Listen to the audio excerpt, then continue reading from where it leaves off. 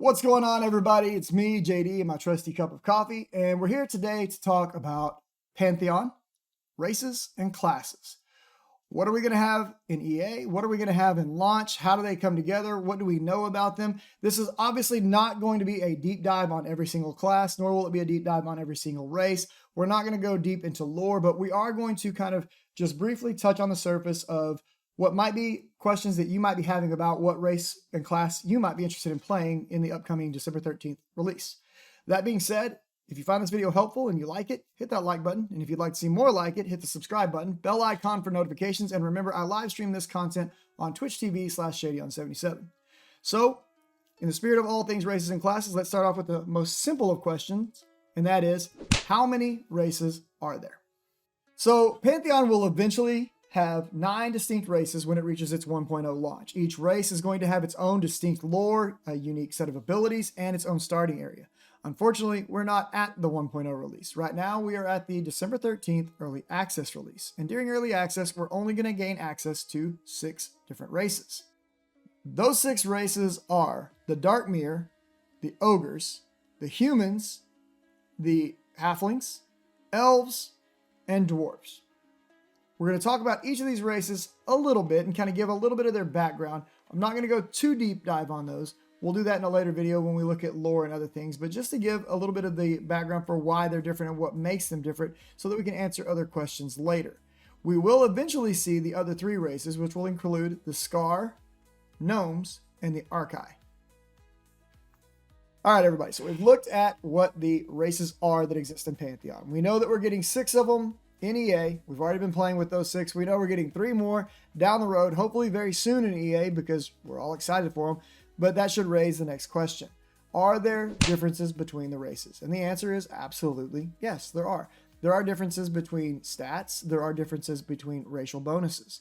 So beyond just looking at the race for its lore, its fantasy, its aesthetic, you might want to be considering which bonuses align best with what I'm going to be doing in the game or with what my class is meant to do in the game. And we'll talk a bit more about class roles as we go through the video. But what we know today is that there is a list of racial bonuses for each race. You can check them all out over on the Pantheon website and see for yourself what they all are. I'm going to show a brief summary of all of the racial bonuses in just a moment on screen. But right now we're going to take a very quick look at a comparison between 2 of them. That's going to be between the Humans and the Darkmere. So humans are balanced with factional and exploration bonuses, and they also gain bonuses to charisma-based skills. Furthermore, they get combat bonuses towards melee, ranged, and casting haste, spell haste. This is at a value of 2%, and they get some shield bonuses, I think at a rating of 10. Darkmere, on the other hand, are skilled at underwater activities. They get bonuses to swim speed, they get underwater breathing, they also get acclimation bonuses for underwater environments and for pressurized environments. But on top of this, they also gain bonuses to the perception system via the insight skill as well as awareness skill, and they get bonuses to their stealth effectiveness. So these are very different racial bonuses, and some will play better to certain classes and some will play better to other classes. So you'll have to kind of weigh and measure how this feels for you. That being said, let's take a quick look at all the other racial bonuses that exist for the other races in the game. Also, it should be noted that the racial bonuses we're talking about right now are not currently active. We don't know at what point they're going to become active. We don't know if they're going to stay the same. As of the end of the last play session and going into EA, no racial bonuses are active. We'll be looking for a patch in the near future or at some further date where they come into play. And I would guess it's entirely possible that when racial bonuses come into play, we're likely to see a wipe around that time.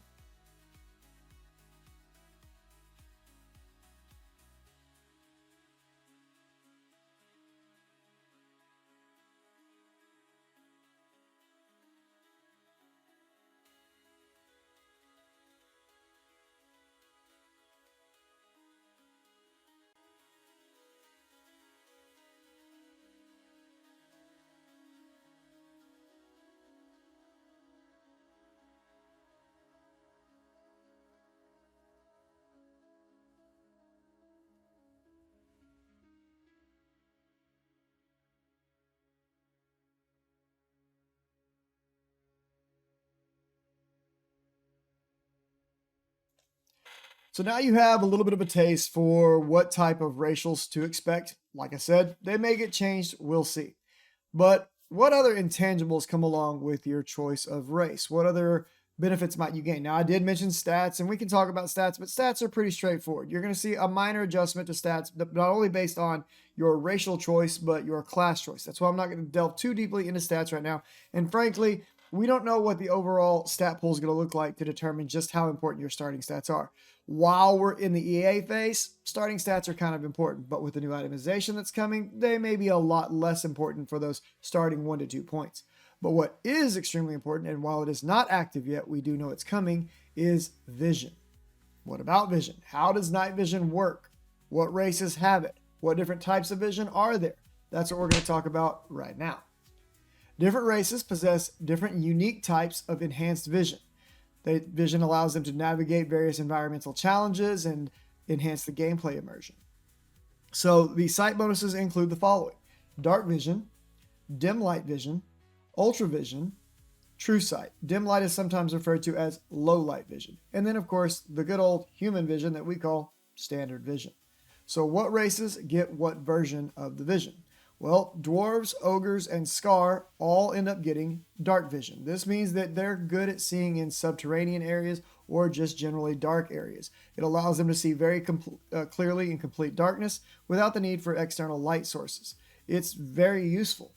Low light, on the other hand, is something that you're going to see on elves and halflings, and I believe the Archai have it as well. Low light vision will work more effectively in dim light areas such as dusk or heavily shadowed areas, and makes the transition between lit areas and unlit areas a lot less severe and penalizing.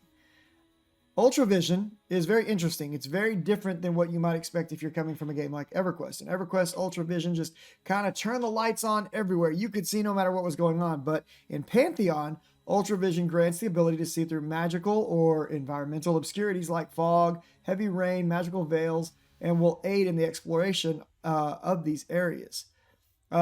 This is a unique type of vision that only one race has, and that is the Dark Mirror. There's a second unique type of vision that I mentioned earlier, which is called True Sight, and only the Gnomes have this. True Sight is one of the rarest abilities. It does allow for the detection of illusions, magical cloaking, hidden objects or enemies, as well as providing an edge in encounters that involve trickery or stealth. So, is it useful?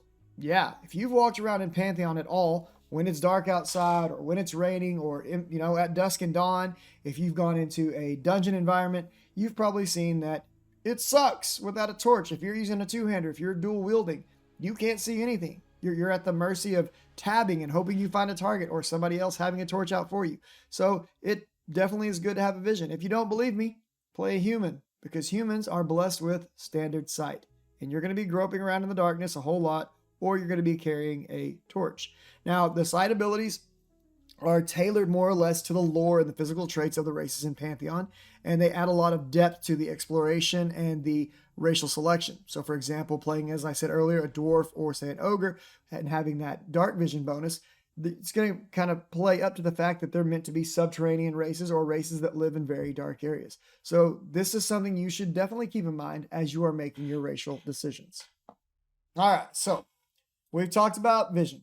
And when you talk about vision, the main thing you're talking about is, I can't see in the dark. And if we start talking about the dark, then we need to start talking about the light. And if we're talking about the light and the dark, we're talking about good and evil. And that's where our conversation is going to go next. We're going to talk about, what does it mean to be an evil race in Pantheon? How do evil races work in Pantheon? Well, first of all, they don't, because evil is less about a specific race or a class and more about the lore, the background, the story of these races and the potential classes. And realistically, it's mostly about the faction dynamics in Pantheon and in Terminus. So the game does definitely include some morally ambiguous or darker themed races and even classes. We could look at someone like the Scar, who have a reputation of being very vicious and dangerous predators. Or you could look at someone like the Dark Mirror, who are very somber and have a very tragic history. So these races will oftentimes start off with a negative faction rating somewhere like Thronefast, the human city. But through faction work, they can absolutely overcome this and be not only allowed in the city, but be viewed as an ally of the city if they do enough faction work. This can create some very interesting dynamics in the world of Terminus, determining where you're able to go. you may find the ability to ally yourself with somebody that most of the rest of the game population views as an enemy and hunts. This could open up all kinds of unforeseen outcomes and rewards, quests, who knows. Continuing down this same line of reasoning, if we look at someone like the Scar are definitely what we would most likely associate with a traditionally evil aligned race. They were created by their Nine God as divine instruments of punishment, and they possess a very innate bloodlust and violent tendencies. I mean, they're out there to kill. Their civilization struggles with a balance between this primal instinct and their desire for cultural advancement. They want their culture to move forward. They want to be proud, but they can't stop killing one another to make it happen, right? The duality makes the Scar a very deeply intriguing and dangerous race in the world of Terminus. It also marks their race as being very chaotic and having very destructive tendencies. So let's set the contrast of the Darkmere against that of the Scar. The Darkmere are not a group of bloodthirsty savages bent on destructive tendencies. In fact, they're a very proud race. They're a very enigmatic people. But they do have a history that is stained with tragedy and violence and betrayal. In coming to Terminus, they were delivered into the oceans in their mere form. And unfortunately, the waters were found to be poisonous to them. They were literally killing them. And so one of the gods who loved them sacrificed his body to make a sphere, a dome of protection for them to live in. But unfortunately, those waters mixed with the waters of Terminus and continued to kill them. In a desperate act to save them, Cyrenai herself gave up her own immortality to attempt to save them and transform the Darkmere into what they are seen as today. They were given legs, they were given lungs, but the followers of Nathir, the god who sacrificed his body to give them this sphere, saw this as an abomination. And as they came onto land for the first time, instead of embracing Cyrenai and the sacrifice that she had done, they killed her. And this became the grand betrayal of their race. So they had this massive fall from grace in which they were the beloved of the Pantheon of the gods, to now feeling they are this cursed people who had their bodies changed, deformed against their will without their permission. And this traumatic loss of both their original homeland and their identity has led them to become very vengeful and sorrowful, but at the same time very resilient. So they are a very morally complex race now, rather than an inherently evil race. The level of complexity we see within the Darkmere can be reflected in the ogres as well.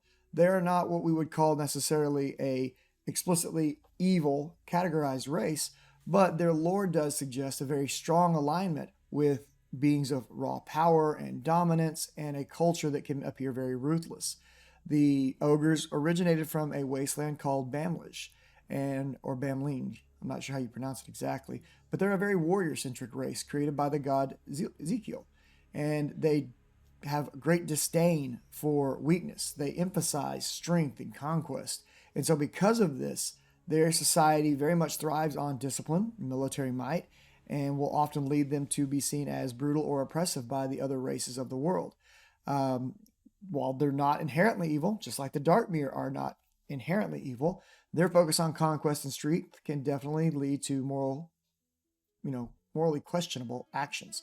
And their cultural values do place them at odds with some of the more peaceful and altruistic races, making them often associated with the darker or more self-serving themes. So, having given a little bit of lore and background to the Darkmere and the Ogre, both of which are considered evil races, right? It's kind of a very interesting thing to look at the fact that both Darkmere and Ogres make up 2 of the 6 races that comprise the alliance that is known as the Sacred Six. This was an alliance that during the Age of Chaos fought against the Revenant threat.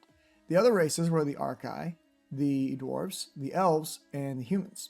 So good and evil are not so cut and dry here in Terminus, and the races that we have and the factional systems that are in place add a lot of depth and diversity to the lore of the world.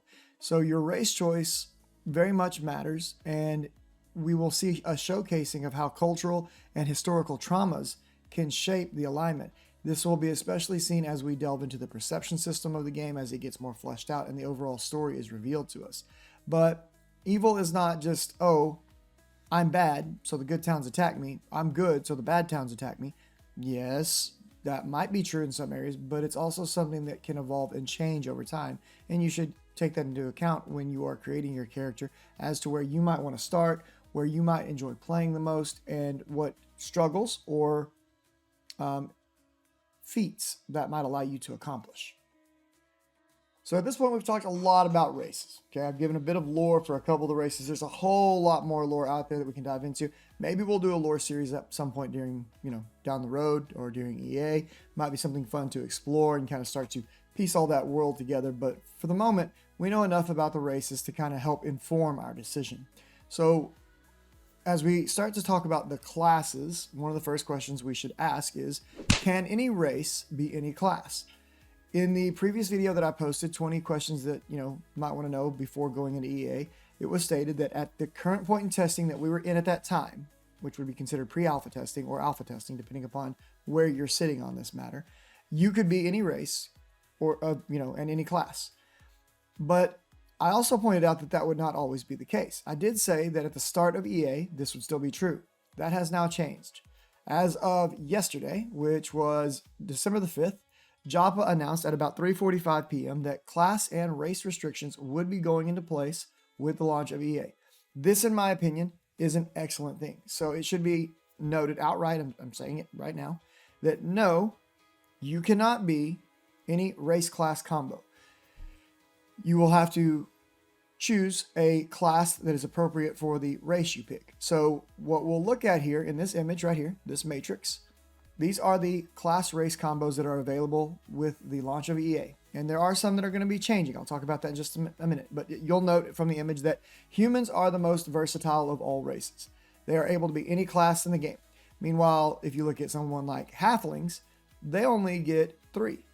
This was changed also yesterday. So just yesterday, Joppa came out and announced that halfling warriors were now on the table and dwarf shamans were now on the table. So this does move halflings to having 4 starting classes. Furthermore, there are 2 classes currently not in the game, and that is Bard and Druid. And those will also represent halflings. Halflings will be able to be both, and that will boost them up to 6 playable races.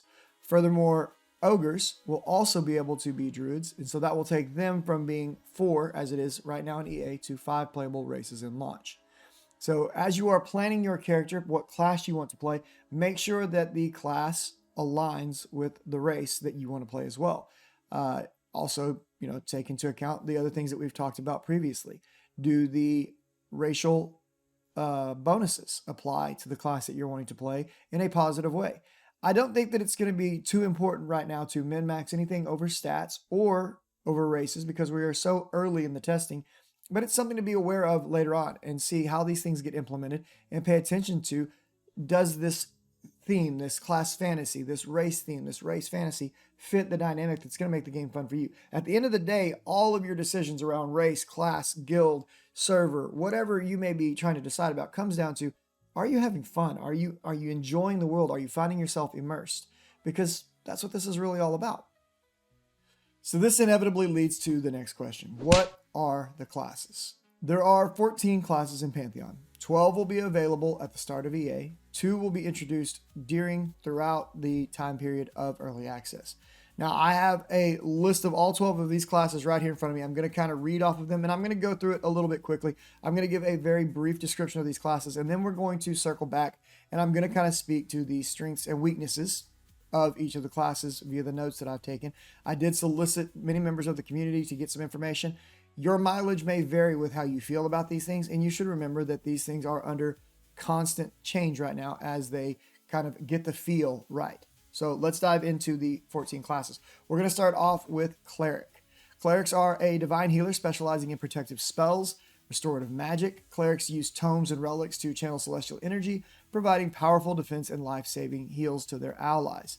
So these are your typical plate-wearing priests. Okay. Next, we have the Dire Lord, which is a dark, fear-inducing tank who manipulates essence and blood to protect themselves and weaken foes. They rely on sustained damage through their own health and reducing enemy effectiveness. The Enchanter, that's me. Controllers and masters of crowd control, enchanters use their powerful mental abilities to manipulate enemies and reduce damage, as well as enhancing their allies. Their support role is pivotal in group combat. Okay. I'm trying not to just sit here and read verbatim off this list because that'll get real boring real quick. So then we've got monks, agile melee fighters who focus on hand-to-hand combat and use a balance of both physical and spiritual energy to deliver rapid strikes and evade attacks. Necromancers are the wielders of dark magic in Terminus. They summon undead minions, inflict curses, and drain life from their enemies. They straddle the line between damage and support roles, and they're very good at flexing into both. Paladins are holy warriors and tanks, just like the Dire Lord. They are kind of the opposite side of the spectrum, and we'll see that in a lot of ways as we get into the tank discussion.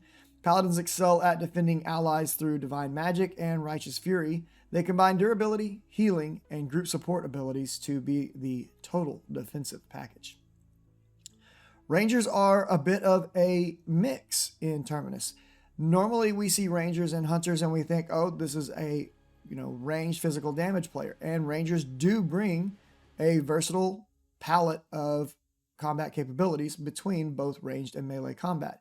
They excel in ranged combat. They do great damage, but you will find them more often than not in melee, and they will leap back and forth between ranged and melee if they are good rangers to maximize their overall damage output. They also have things such as animal companionship and the ability to navigate the untamed world via tracking, and they bring foraging into the world of Terminus.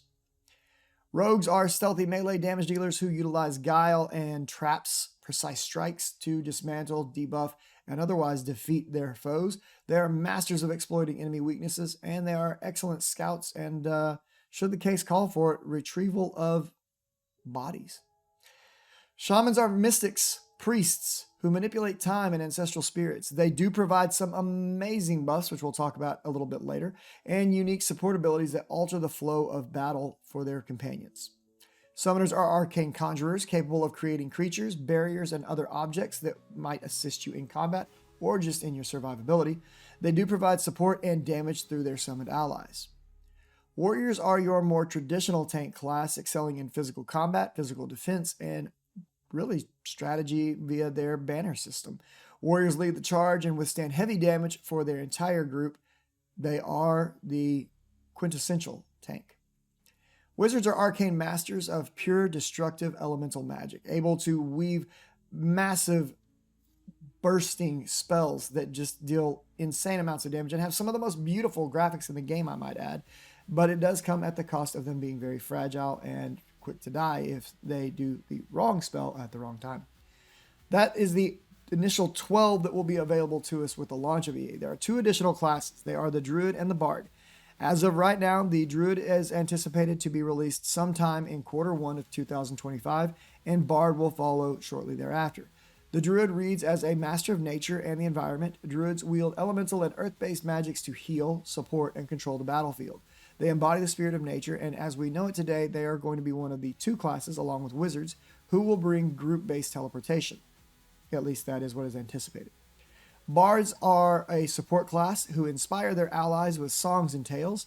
Bards are specialists who enhance their group's performance while debuffing enemies. If they play like most bards in the past, they will have lines that are very similar to the Enchanter, along with being able to mez and charm creatures. They generally will come with haste spells and things of that nature, but we're yet to see what bards are going to look like in this iteration of the class. So that's a quick and dirty lore-based breakdown of the various classes that we'll see in Pantheon. All right, so I've given you the 50,000 foot view of classes. Let's zoom in a little bit. Let's take a look at the tank classes and what are their strengths and weaknesses right quick. So tank roles in most MMOs, including Pantheon, really revolve around the ability to maintain enemy focus via taunts and threat generation, as well as just absorbing overall incoming damage, tank busters, or other mechanics that protect the group from taking large amounts of damage. This might be the use of buffs or of stuns, charges, or it could just be flat out taunting and threat generation. But tanks come in three forms in Pantheon. There is the Dire Lord. This is a very offensive based tank. There is the Paladin. This is a very defensive based tank. And then there is the Warrior. This is a very balanced tank.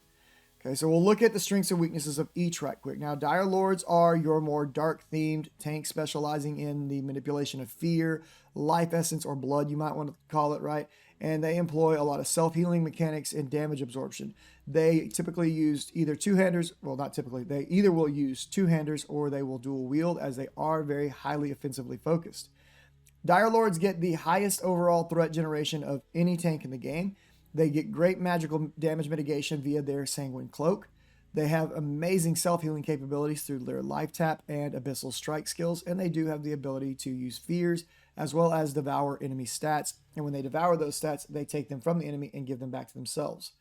They are viewed as more of a selfish tank because they do not provide necessarily any group-based buffs. The counter to their strengths is their weaknesses, which are armor limitations, as they are only allowed to use chainmail. They are weaker against physical tank busters. They don't really have great physical damage mitigation. And there is a bit of complexity in the playstyle of each of the tanks. For Dire Lords, this comes due to the fact that they don't have any snap threat tools. They can't just taunt. They are required to continue to stack up the ability that people refer to as their ghosts to generate more and more threat. Now, as that gets up, you're really not going to pull threat off of them for a good Dire Lord who knows what they're doing. And it is entirely possible for a Dire Lord to begin building threat up on multiple targets. They do have a grip. It is an AoE grip. And so that does allow them to have a bit of a control factor, especially in AoE pull situations or when they want to get a lot of threat really quickly. It can be used as an interrupt, and they do have some decent interrupt capability. Not as good as others that we'll see. So where Dire Lords sit as the almost selfish, highly offensive tanks, Paladins are the polar opposite. They are highly defensive-based tanks who bring very good group synergy. They bring a 30% healing buff to the entire group. They bring their own single target heal as well as a group heal that heals themselves and the entire group around them.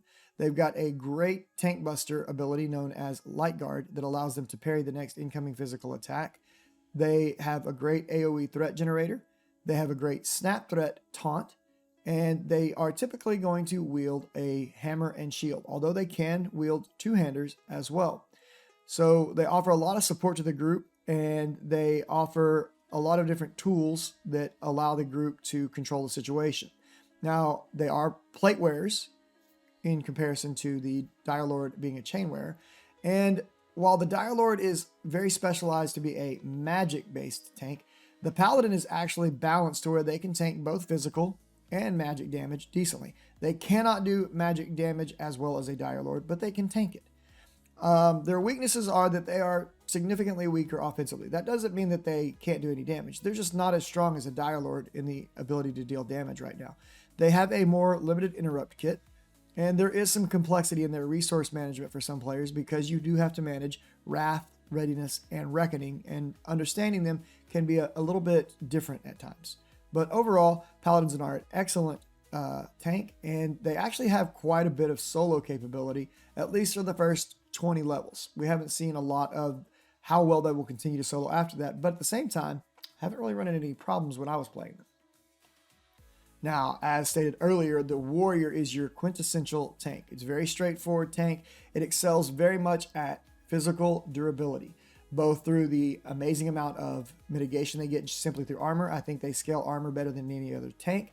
They get a shield block. They can use both sword and board or hammer and board, and really they can use just about any weapon you want in the game. They have one of the most versatile weapon proficiencies in the game, I think, of any class out there. They're able to wield swords, daggers, spears, polearms, and pretty much anything else that could be used to harm someone. So their physical resilience is very high, and when they use skills like shield block, not only do they just automatically get the effects of that ability, but they also scale a different system that is known as resilience that gives them further damage mitigation. So this makes them extremely good for physical encounters. Along with this, they do put out solid damage, not quite as good as a Dire Lord, but better than a Paladin, especially if they go two-handers. They can do quite a respectable amount of damage, and they bring the brand newly introduced in the last patch, battle standards. These standards are used to both buff and debuff friend and foe, respectively, in combat scenarios. Unfortunately, they do have some weaknesses. They are very limited in terms of magical defense. And because they don't really have any form of self healing, they are very group dependent, or at least healer dependent, to be very successful. That does not mean they can't solo. It just means, as with many warriors, pardon me, in many games, their soloing is slowed by the need to sit down and rest for a bit after a lot of encounters. This might be something we see change later on down the road, but I don't think there is an intent to change this right now. The other thing that can kind of cause some issues for warriors, much like paladins, is you do have to balance a multi-resource system around readiness, battle points, and the resilience system. But overall, the warriors that I've played with have been excellent tanks. They have one of the best interrupts in the game. In fact, that's probably is one of the things that has kept them almost ranked above Dire Lord and Paladin in terms of preference. Is their interrupt is absolutely, bar none, the strongest amongst any tank class.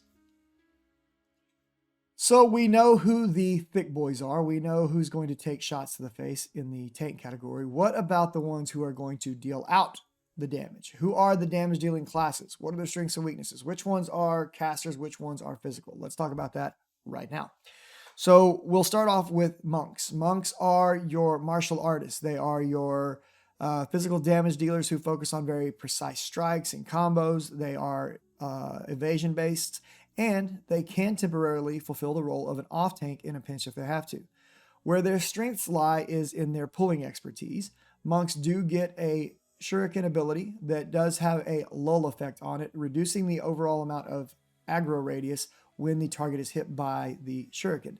This actually stacks with other lull abilities, which can make the combination of, say, monk and enchanter or monk and cleric very good for breaking apart difficult pulls and camps. Along with this, monks do get a feign death ability to completely drop aggro. That being said, it does have some wonkiness to it, which I'll talk about in just a minute in the weakness category. But when functioning correctly, it is an amazing ability, just like it was in EverQuest 1, if you're familiar with that. And monks also have a very respectable amount of sustained damage output. They do very well if you know what you're doing with them. They also have excellent self-sustain with abilities like Resonating Palm for self-healing, and their interrupt is probably the best in the game. Combining a monk and a warrior together will really allow you to neutralize most interruptible abilities, and it's hands down an amazing combination. Furthermore, it should be pointed out, because I didn't a moment ago, that warriors actually buff the physical damage of the group. What are the weaknesses of the monk? Well, while I said they could temporarily fill an off-tank role, this is because they do get some abilities that allow them a lot of dodge and a lot of block. But unfortunately, they don't have a lot of pure armor mitigation. They're evasion tanks. They're limited in terms of their armor to only cloth and light armor. So they're not going to take a shot to the face very well, and you really don't want them eating a lot of tank busters. Their abilities are situational at times, and that means that they are only effective in certain specific scenarios. And one of the other weaknesses right now for monks is that feign death is still bugged. A lot of times you don't know if the enemy that you just tried to feign death was actually affected by it. Did it actually drop aggro? This is a known bug. It is being worked on and hopefully will be fixed soon. Now, rogues are your typical sneaky boys. Okay, they go stealth, they get behind the enemy, they operate with backstabs, although they can also operate by using waylay. They have the ability to use daggers, axes, swords, and maces, and each one brings a different benefit in terms of what the rogue can do to debuff an enemy. They also bring a very interesting toolkit that gives them some very decent CC. Their CC is somewhat situational, so that should be kept in mind. Their strengths are that they do very good sustained damage. It's a very engaging gameplay with the stealth mechanic and the ability to scout ahead in various areas, as well as to potentially recover bodies if things tend to go south, unfortunately, and things tend to go south sometimes. With their traps and smoke bombs, they can lock enemies down. Generally, they operate better in doing this before combat, but in a pinch, they can do it mid-combat as well. And so they synergize very well with necromancers and enchanters as being a secondary source of crowd control that they can very well flex into that if they know what they're doing. Their weaknesses are that they have a what I would call a lack of direct interrupts. It doesn't mean that they can't do interrupts. It just means they're not nearly as suited to doing interrupts as some other classes, like, say, a monk or a wizard or even a ranger and summoner. They also are a bit squishy, and they have no real self-healing sustain, so they're very dependent upon having healers around or external methods to heal them. This also means that they are very susceptible to CC, unfortunately. The Ranger class, as pointed out earlier, is a very versatile physical damage dealer, moving both into melee and then leaping back out to do some ranged and back in again. They actually receive damage buffs from doing this. They bring an assortment of debuff capabilities. They bring a decent interrupt and a decent stun that are on a 30-second cooldown. They put out very consistent, solid damage. They have great scouting capability, and they do bring the ability to track named and rare enemies in the areas that you're in. Unfortunately, that same benefit of tracking can also be a detriment, as the tracking menu currently in highly populated areas can produce a lot of lag. We're hoping to see that get cleaned up, but currently that is the case. Their forge skill tends to forge up items that can weigh a lot, and a lot of their CC capabilities around trapping and whatnot does very much depend on that foraging skill, which overall doesn't feel that great right now. The class fantasy that comes along with a ranger, where you're sitting back popping off arrows, is somewhat achieved, and you can kite with them if you know what you're doing, but they are primarily a melee class, and that should be understood. They do have the ability to both dual wield and use two-handers. They are highly positional in terms of when they can use their bow attacks, and so positional dependency is a thing you should be aware of. The other thing to take note of with rangers is they are fairly squishy. They do get a form of a heal, but I wouldn't call it a really good self-sustain in combat heal. It's more of a recover quickly after combat type of a heal. Summoners are another magic dealer, not quite as efficient as a wizard. They don't quite pack the same punch, but instead they do bring very powerful summons to the table to do a lot of consistent damage for them while they are able to nuke. Their strengths are, well, this is kind of a silly one, but they should really never have to worry about food and water because they can create it on the spot. They have very strong solo potential. They have consistent and straightforward playstyle that's very easy to pick up on and go a long way with. Their weaknesses are that they are very pet dependent, and they die if their pet dies most of the time. Resists are very punishing for them right now because of the way the swarm lines are set up, and they do have a bit of a very difficult start for the first, say, 1 to 4 levels. There's not a lot of variety in that playstyle, so while it's a benefit to be very straightforward, it can also be a hindrance depending upon what you're looking for. That being said, summoners do bring a lot of versatility in terms of what their debuffs and their opening and closing capabilities are via techniques. They do have a lot of functionality in groups, and they are a very solid class to play. Now, if your idea of a good time is to drop bombs on people and just blow them up, then Wizard is the class for you. It's a high damage yield magical class that's really built around high burst spells and the controlling of elements. It's got a great engaging class play style with the focus system. It's very rewarding in that if you play with this focus system very well, you get to consistently stack damage buffs, extremely strong magical damage, and great interrupts. Along with this, as I mentioned earlier, along with druids, wizards are one of the 2 classes that are supposedly going to be getting group-based teleports to travel around the world. So there's a lot of utility there. They do have the ability to do some magical debuffs and things of that nature. Their weaknesses, unfortunately, are that while that focus system is very engaging and fun, it'll also get you killed if you don't know what you're doing. Wizards can 100% kill themselves just by casting their nukes. They can have a large amount of downtime if you do not manage your resources correctly, so you do need to kind of pay attention to how the class operates and learn to play within the boundaries of their system.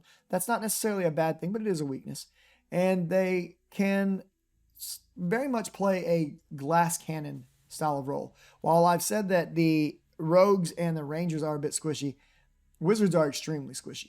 If something gets on them and it's not handled very quickly, they're going to die. All right, so we know what's going on with the tanks. We know what's going on with our damage dealers. What about healers? Okay, there are 3 healing classes in the game, 3 healing roles. One of them is not currently available. That's the Druid. We know that that's going to be coming in Q1 of 2025.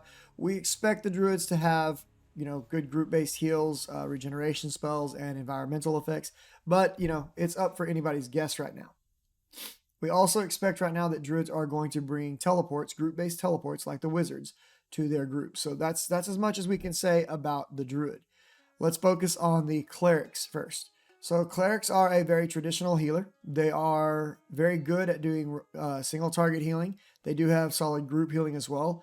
And they often offer reinforced protective spells. So this is very much true with their bubble. Their bubble is one of their best skills because it blocks all damage.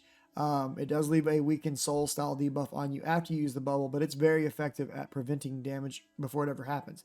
They do bring some very strong passive healing buffs that allow people to recover health while swinging, as well as the same type of a buff for themselves, but in the form of a mana buff. As you swing, you recover mana, which gives them a lot of mana sustain and puts them, into the action of combat.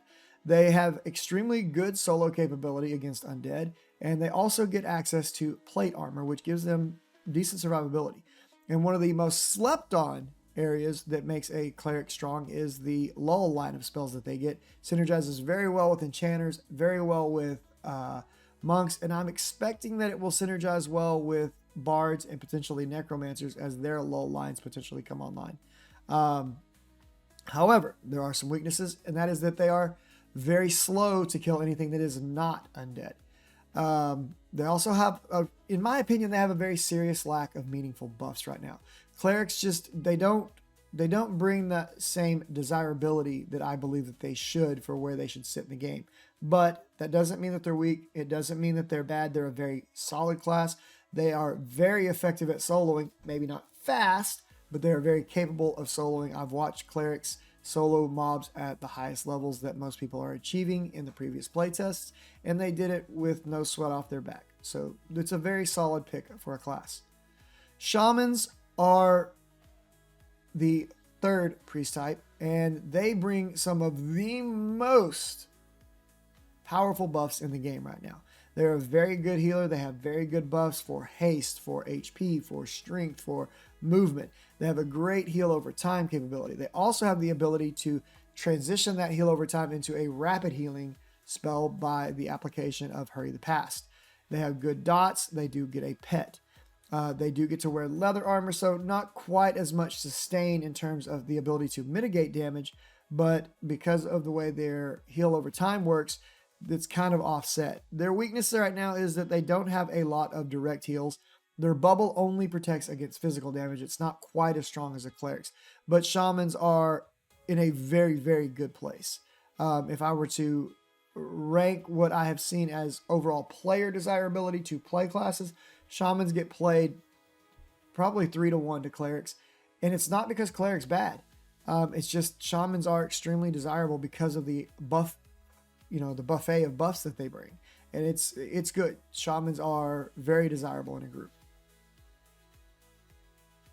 So now we arrive at the area where many of you have played probably a lot of MMOs, but maybe not so many MMOs from way back in the golden era of MMOs, where games like EverQuest and Dark Age of Camelot come from. You're going to ask yourself, or you're going to ask me, what the heck is a support role? What is a utility class? We don't have these in MMOs. Yes, we did, and they were wonderful. In fact, it's my favorite thing to play. So support roles are classes that provide very powerful buffs, very powerful utilities, or very powerful debuffs against enemy. They also generally have strong crowd control, and they can do some damage.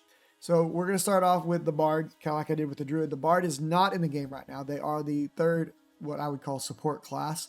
The specific gameplay details surrounding Bards are very limited right now, but they are expected to focus on support utility, the use of songs for buffs and for debuffs on enemies.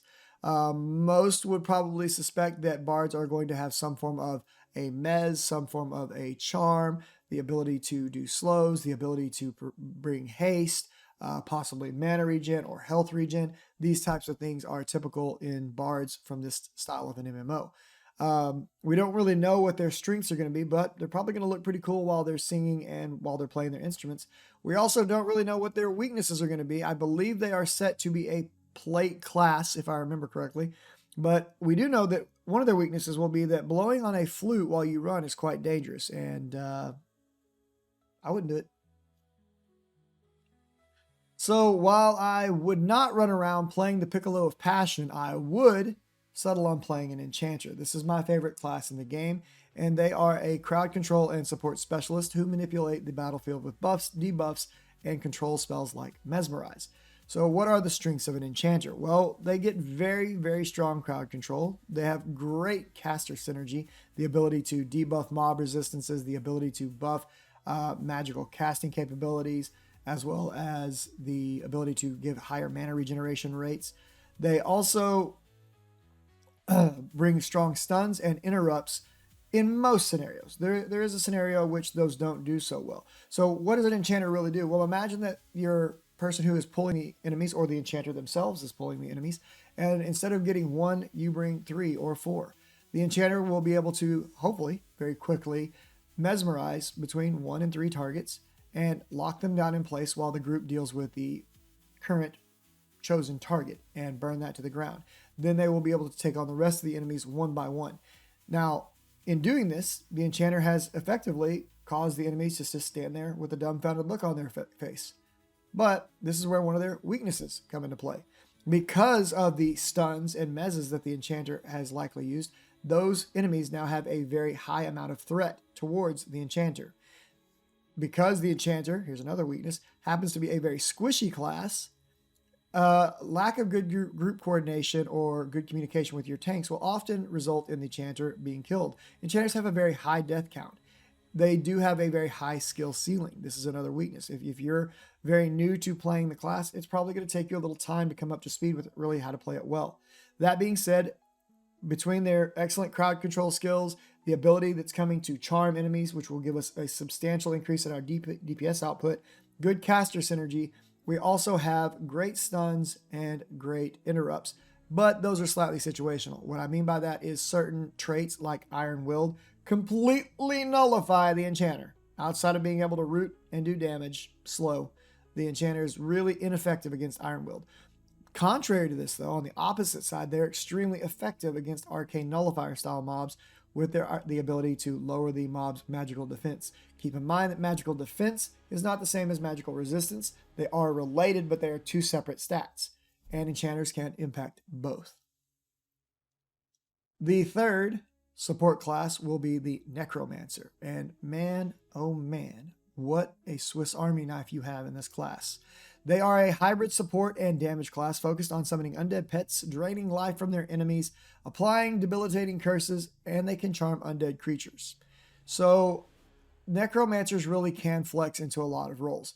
Their strengths are that they are very versatile.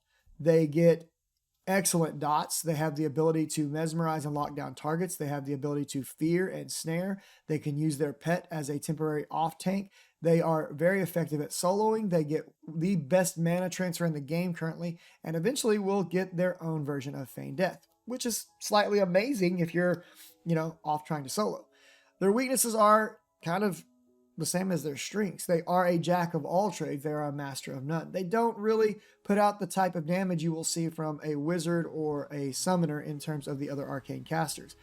They have a pet, but it's not quite as strong as the summoner's pet. And while they have CC, it is a single target only CC that has to be channeled. Now, I will put an asterisk by that because one of the really cool things that I've seen with Necromancers is while an enchanter cannot mez an Iron-Willed mob, a Necromancer can. So if you want a lot of versatility in your kit, if you want a lot of different playstyles and kind of a class that almost every group can find a need for, Necromancer may be the one for you. So we've talked about the individual classes as per their 4 outlined roles. And if you've watched my previous video, you know that these 4 roles typically fall into what is referred to as a quaternity system, or if a more layman's terms, a holy cross of classes. A lot of MMOs like WoW, for example, use what's referred to as the Holy Trinity: healer, DPS tank, Pantheon, healer, DPS tank, and support. That's the Holy Cross. So a good follow-up question to this might be, do classes have multiple roles? And the answer is, yeah, some of them do. They can flex between a lot of roles, but some can do that flex better than others. Necromancers, for example, are the king of flex, right? They really have the ability to operate as a crowd control utility, as a mana transfer. They can do some healing. They have the ability to act as a DPS. They can solo, they can group, they can do it all. So Necro is a very flex-centric class. But there are others that can as well. So we mentioned that monks, for example, have the ability to off-tank in a pinch. Clerics and enchanters can flex into the ability to pull. Enchanters can actually do decent damage, especially once we get our charm line in place. Warriors can make for excellent DPS in a pinch. It's not a bad idea to have multiple tanks in your group, as can Dire Lords. So there's a lot of ways that these classes can flex into various roles, and this becomes especially true in what we're going to talk about next, and that is the technique system. So what is the technique system, and what does that have to do with classes? Well, the technique system is a part of the limited toolkit that we're given in Pantheon. So as I talked about in the EA question video, and as you've probably noticed if you've played or watched any gameplay footage of the game, we get a very different set of hotbars in this game compared to most MMOs. You have a hotbar that has 4 abilities, you have a hotbar that has 6 abilities, and you have a hotbar that has 9 abilities. The differences between these is the 4-button hotbar contains what are called techniques. The 6-button hotbar contains what are called support abilities, and the 9 are your actual abilities. So we're going to focus just on the techniques for right now. What are the techniques? Techniques come in a flavor of an opener and a closer. So let's give an example. Let's say that I use the technique called Force on an enchanter, and most casters get Force. What Force does is it does an opening gap technique. Okay, once the gap is open, there are a multitude of different abilities that can be used to close the gap and to complete the technique. So for example, a wizard might use the open gap to put up a magic resistance debuff. An enchanter or a cleric might use the opening gap technique to put up a 8% damage done debuff to the monster, lowering the amount of damage that it can do overall by 8%. There are opening gap, expose, off balance, and I believe there's one more that I'm not thinking of right now. I just know that enchanters can do all 4 of them. So as we open the technique slot, we then get something that closes the technique slot, and this often incurs a debuff on the enemy. So we apply slows, we apply magic resistance debuffs, we apply physical armor debuffs, we apply dots. We can there are a ton, lower magic defenses. There are a ton of different debuffs that can be applied through the various classes. The fun part about this is they stack. So for example, if you were to bring, say, a summoner, an enchanter, a shaman, then let's say a monk. All 4 of those classes can apply a slow. You've now slowed the mob's overall speed by up to 100%. There are other classes that can apply that slow as well. You could also stack the synergy between an enchanter and a rogue, and I think monks and rangers can also do this, but I know wizards can as well, to stack the lowering of a mob's magical resistances beyond 100%. So depending upon the style of group you have, every class brings a set of techniques that can play to the synergy of that group. Let's say you want to have a very melee-centric group. Well, that might look like, well, actually, let's talk about that in the next question. That next question would be, what are good group comps? There's a ton of them. I can't tell you all the good group comps, but we'll give an example. If we want to go with what we were just talking about with a very melee-centric group comp, it might look something like a warrior, a rogue, a monk, maybe a ranger. You could look at having an enchanter there, but a shaman would fit very well in that. The enchanter is a possible flex spot here, depending upon what's going on, and depending upon if we get delivery of our melee haste. So why would you want the group the way that you have it? Well, warriors bring an overall melee damage buff. Rogues and monks and rangers have the ability to reduce physical armor, and therefore increase the overall group damage. Enchanters bring a slow, as do shaman, so both of them would be able to slow the target. The enchanter has the ability to do multiple opening techniques for the group to get their closures up. The shaman is going to bring excellent group buffs, including haste for the melee, to be able to swing faster. So this group is going to synergize very well to just shred through mobs from a melee perspective. You could turn around and do something very similar with casters. You could bring a Dire Lord, an enchanter, a rogue, a wizard, maybe a summoner, and a ranger, and all of these can reduce, and I think a monk as well, all of these can reduce the magical defense of the creature, increasing the damage done by the wizard and the summoner. You can even stack multiple wizards in there to get more impact out of the fact that you are stacking these magical debuffs. So when it comes to group comps, almost any comp you can come up with can work. But through the use of the technique system and what all the various roles are able to flex into, you can come up with some really good comps. Necromancers are a great addition to any comp because of their ability to CC, feed mana. They just give you more throughput, more sustain, more ability to just keep on keeping on. There's not really a bad class in the game. All right, boys and girls. Now, there are a lot more things we could dive into, a lot more things that we could talk about, but I'm going to stop there. Now, from where we're at right now, I've done a very brief overview of races and classes. What I want you to do is I want you to go take a look at Arthax Unleashed's videos. I should have a link to his channel down in the description if I remember to put it there. But Arthax has done a fantastic job of giving an overview of each class over the past few weeks. In the very near future, as we go into EA, I intend to do a lot of deep dives on classes. And when I say deep dives, I'm talking around a 30-minute to an hour-long discussion of the inner workings of each class, what's good about them, what's working well, how do you play them, all the little juicy details to kind of really dig in and see how do I play each class and really understand the class mechanics and what might be fun. I'm going to do work on that with other community members who play those classes at a very high level and try to deliver, the most updated information I can. That being said, we're still getting a lot of class changes. We don't even have all the classes in the game. So as those videos come out, expect them to be reiterated upon as we get new changes to the classes. This one, though, we're going to go ahead and start to wrap up. I hope this video has been useful to you. I hope it's presented you with some good information. If it hasn't, let me know down in the comments below. If it has, let me know that too. If there are other forms of information you would like me to deliver to you, boys and girls, y'all let me know. As always, if you liked it, like it. If you'd like to see more, like it. Click that subscribe button, bell icon for notifications. Remember that I do live stream all of this content on Twitch TV/JDon77. So stop by and say hi. I hope to see you there. December 13th is fast approaching. I'll see you guys in Terminus. Laters.